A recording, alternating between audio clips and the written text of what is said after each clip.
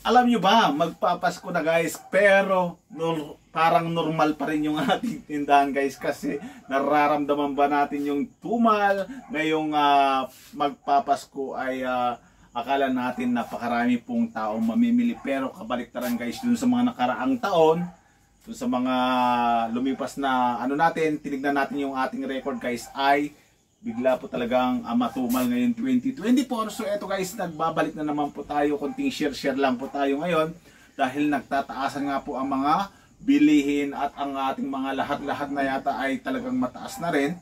Tumaas din ang ating konting sweldo sa mga nagtatrabaho sa pabrika, mga factory, ay tumaas din yung kanilang sweldo guys. Pero tulad nga ng ating sinabi ay hindi po natin random, hindi po natin yung 1,000 po natin kapag bumili na po tayo ay kukunti na lang po ang kanyang nabibili guys. So ito kunting kwentuhan lang po tayo guys dito sa ating tindahan. Medyo nawala, matagal po akong nawala sa inyo guys dahil ito nga alam naman natin na medyo po tayo sa pagbabloging dito kay YouTube guys. So sana nga ay makapag bigay po tayo ng tips ngayon.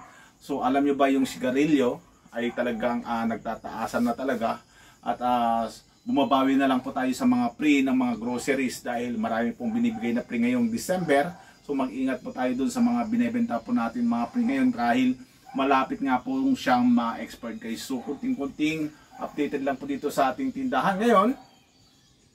Ay napakalamig po dito sa ating tindahan ngayon guys dahil Pasko, naramdam na po natin yung Pasko. Sabado at Linggo guys ay busy po tayo dito dahil meron po tayong tinatawag na paliga dyan sa barangay hall. So doon po tayo tumitiba pagka weekend.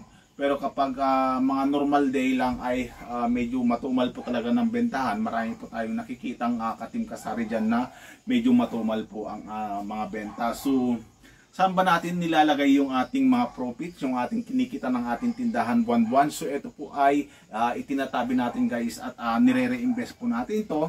Kung mapapansin nyo guys, yung ating tindahan ay ganito na lang po siya karami at hindi na po tayo masyadong talagang ito na lang po talaga yung mabenta dito sa aming tindahan guys. Ito na lang po.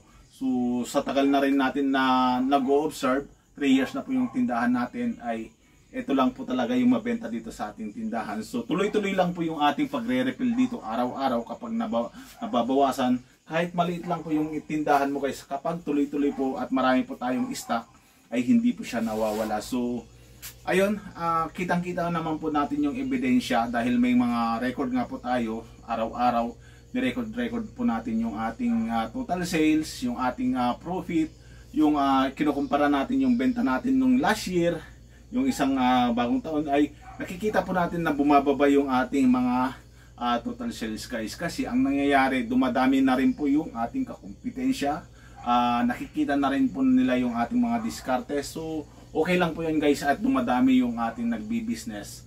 Pero yun nga, katulad ng ating sinabi, ay nahati-hati na nga po yung ating kikitain. So ang good news po dito ay hindi po tayo nangungupahan, hindi po tayo namumroblema na pipilitan natin magbenta ng marami, mag-a-adjust ng oras. Ay hindi po natin yung ginagawa dahil tayo ay nandito lang po sa bahay. So yun po yung ating advantage guys. So dahil Pasko na, ay sunod-sunod na naman yung ating tinatawag na nangangaroling, yung tinatawag. So mapapansin nyo dito sa tindahan natin, parang malungkot siya kasi wala siyang mga ilaw-ilaw.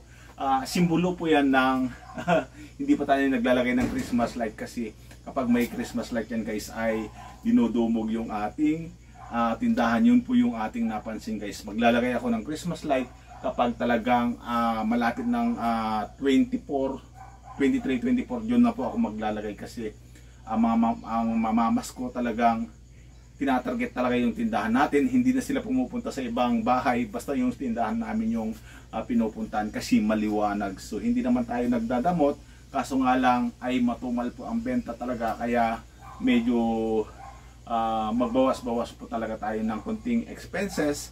Yung mga ngaroling nga naman talagang ay maghapon yan, tapos kinabukasan maghapon na naman, pabalik-balik yung mga bata, pero naintindihan natin yon, kaya hindi po natin masyadong papalagyan ng liwanag yung ating harapan ng tindahan. So kumusta po yung mga katim kasari natin dyan, yung mga kanegosyo, at malapit na naman tayo magbayad ng fourth quarter guys. So itabi-tabi na natin yung ating pagbabayad dyan sa renewal ng ating mga business permit. Magja-January na naman ay kailangan natin magtabi-tabi muna. So bago tayo magpabungga-bungga ng handa, ay isipin muna natin yung babayaran natin, yung ating permit ng katapusan, para hindi po tayo mapapautang sa mga ibang nagpapautang dyan at tayo ay malulubog. So yung mega shout out sa inyong lahat. Ramdam ko yung lamig. Sana ay maganda yung benta natin sa parating na Pasko, at sana tayo ay i-bless po tayo lahat ni Lord.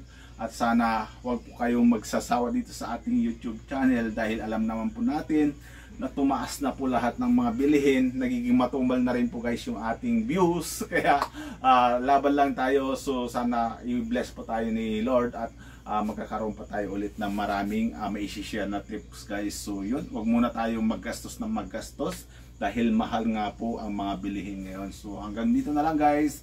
Bye!